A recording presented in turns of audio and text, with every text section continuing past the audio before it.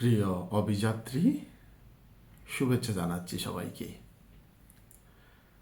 মানুষ সারা জীবন লড়াই করে স্বাধীন হওয়ার জন্য, কিন্তু আমরা সবাই পরাধীন। আমরা ইচ্ছে করলেই ইউরোপ, আমেরিকা, কানাডা, অস্ট্রেলিয়া, আফ্রিকাতে যেতে পারবো না।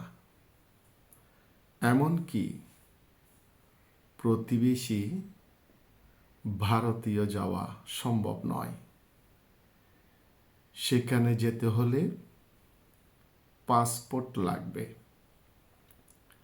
আর পাসপোর্ট বানাতে গেলে আমাদের অনেক কৈফিয়ত দিতে হয়।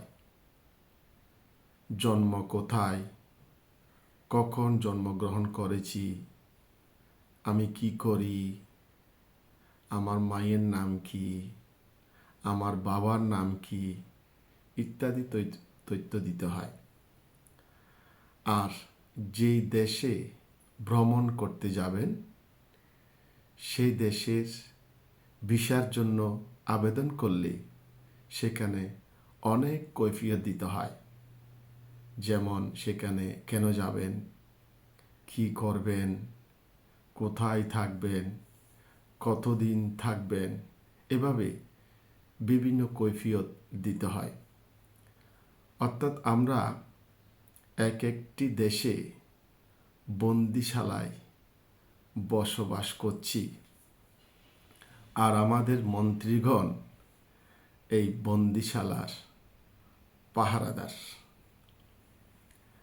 দেশের ভেতরেও আমরা পরাধীন, আমরা কেউ স্বাধীন নয়। যেমন রাজনৈতিকভাবে আমরা কেউ আওয়ামী লীগ, কেউ বিএনপি, কেউ ডানপন্থী, কেউ বামপন্থী। আবার সামাজিকভাবে আমরা কেউ নাস্তিক, কেউ হিন্দু, কেউ বৌদ্ধ, কেউ খ্রিস্টান, কেউ মুসলমান। আর বৌদ্ধ হলে হীনযানী, মহাযানী, সাঙ্গারাজদলি, মাতদ্দলি। মুসলমান হলে শিয়া, সুন্নি, ওহাবি ইত্যাদি।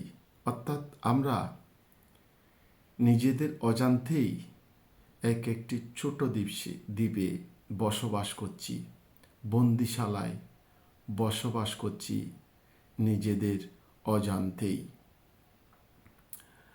আমাদের রাষ্ট্র, আমাদের সমাজ আসলে আমাদেরকে স্বাধীনতা দেবে না, আমাদেরকে স্বাধীন হতে দেবে না। কিন্তু আমরা চাইলেই মানসিকভাবে স্বাধীন হয়ে মুক্তি লাভ করতে পারি। কাজে আসুন আত্মশুদ্ধির চর্চা করে আমরা স্বাধীন হয়ে মুক্ত জীবন যাপন করি। নিজে ভালো থেকে অপরকেও ভালো রাখার চেষ্টা করি। ধন্যবাদ সবাইকে, ভালো থাকবেন।